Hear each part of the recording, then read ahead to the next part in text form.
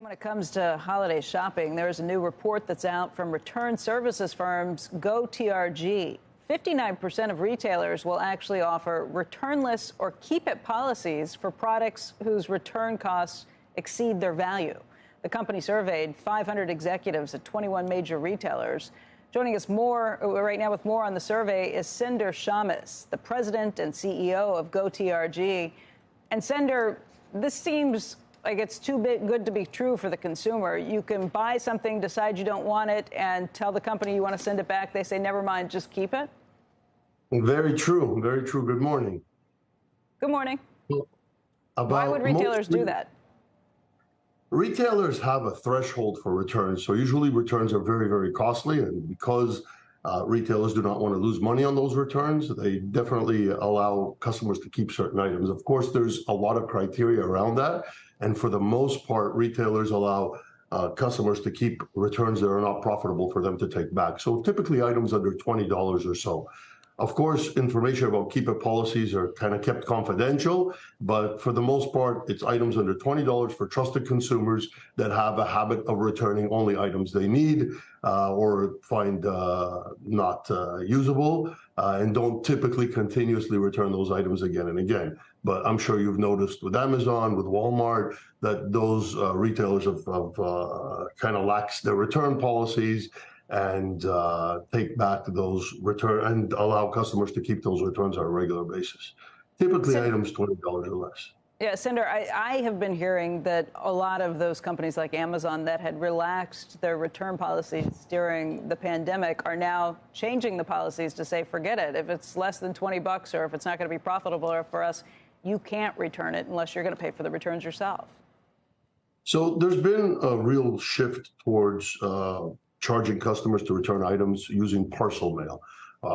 But retailers, for the most part, have been encouraging customers to take those items and return them in stores. So they're trying to incentivize customers from returning those items directly through mail or through some sort of shipping method, because that's expensive for them, of course. And what they really want to do is encourage those customers to walk into a brick and mortar store, some sort of retail location, so they can consolidate the returns and save the cost on shipping, and of course, save the environment and whatnot.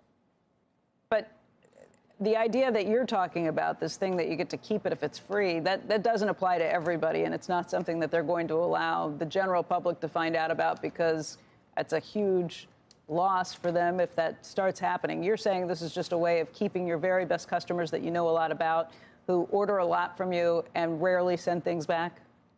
So companies like Walmart increase the returns policies, for example, during the holiday season. Walmart extends the return policy for most items all the way through the end of January.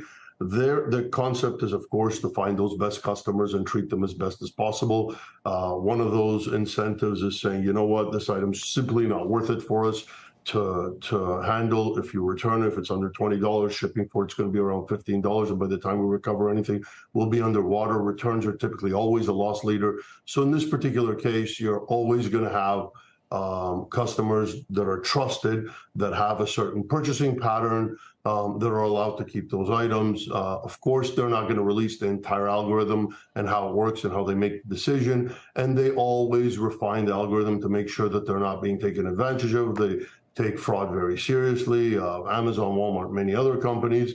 So they're gonna choose to do this for their best customers. It's not always going to be there, and you're not going to know until you go through the entire returns process. But once you go through the returns process, in a lot of cases, you're going to find out, oh, wow, I get to keep this item. And the idea is for you to regift it or donate it or something along those lines.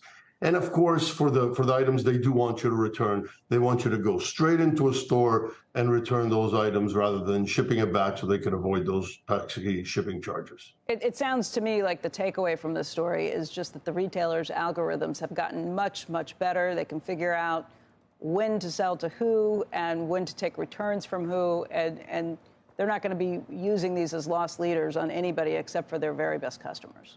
Very much so. And they're going to continue to calculate how much your return is worth based on the amount of money that you spend with them. And every single time, that algorithm is going to get refined. So even if you're a great customer and you start taking advantage of it, they'll catch on to it and very quickly.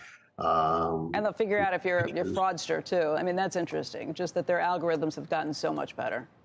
Of course, with machine learning and a lot of the advancements in technology, it's a great way to incentivize a good customer to continue shopping with you and kind of deter anyone from taking advantage of your policies.